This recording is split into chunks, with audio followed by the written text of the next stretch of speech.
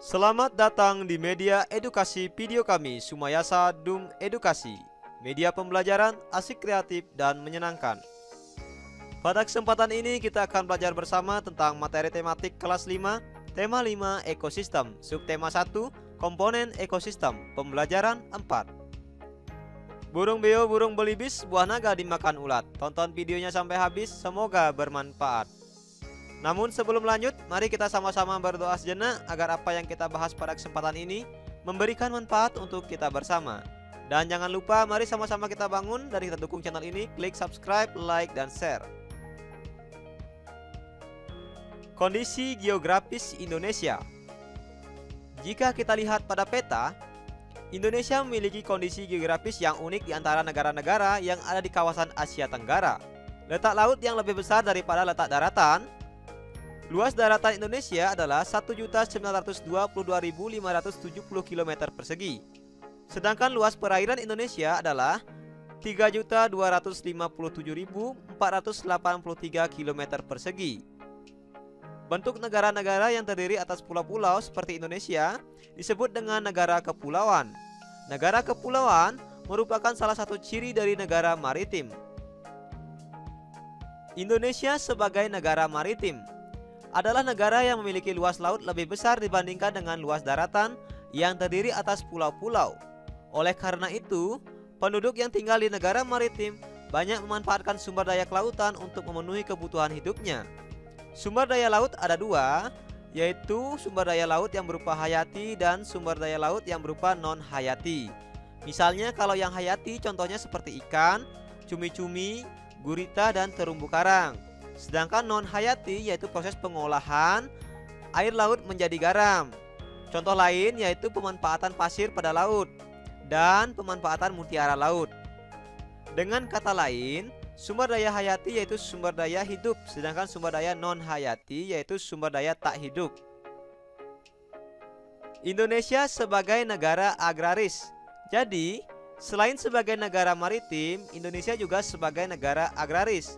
Berdasarkan kondisi geografisnya, Indonesia juga merupakan negara agraris, yaitu negara yang sebagian besar penduduknya bekerja sebagai petani yang mengolah lahan pertanian. Sebagai negara agraris, tentu saja negara Indonesia memiliki lahan yang subur yang sangat cocok untuk pertanian dan perkebunan. Pertanian, misalnya pertanian padi dan perkebunan seperti perkebunan teh.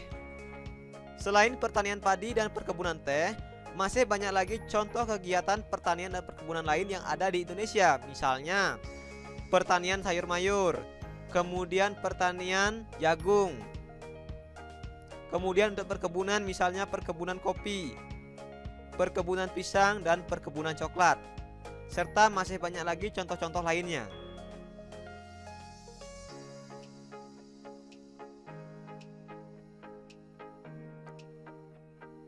Usaha mempertahankan Negara Kesatuan Republik Indonesia.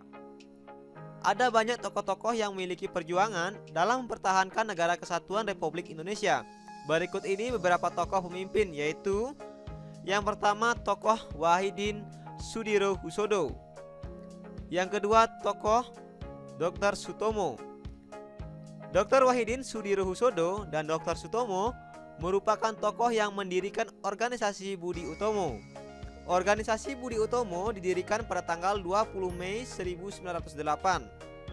Perjuangan Dr. Wahidin Soedirohusodo dan Sutomo adalah berusaha membangkitkan kesadaran masyarakat Indonesia kala itu terhadap pentingnya persatuan dan kesatuan bangsa tanpa perlu mempersalahkan perbedaan agama dan suku.